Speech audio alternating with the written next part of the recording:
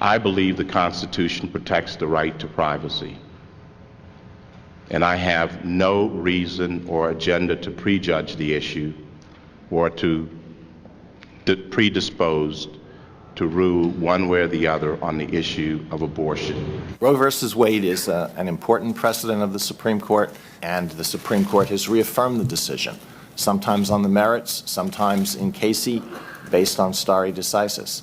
And I think that when a decision is challenged and it is reaffirmed, that strengthens its value. It is a precedent of the United States Supreme Court. It was reaffirmed in Casey in 1992 and in several other cases. So a good judge will consider it as precedent of the United States Supreme Court, worthy as treatment of precedent like any other. This is an important precedent of the Supreme Court that's been reaffirmed many times, but then and this is the point I want to make that I think is important, Planned Parenthood versus Casey reaffirmed Roe and did so by considering the stare decisis factors.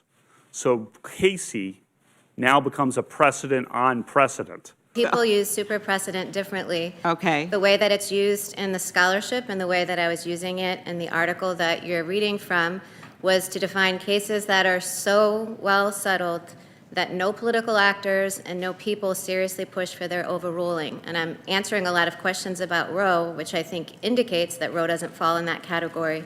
And scholars across the spectrum say that doesn't mean that Roe should be overruled. But descriptively, it does mean that it's not a case that everyone has accepted and doesn't call for its overruling.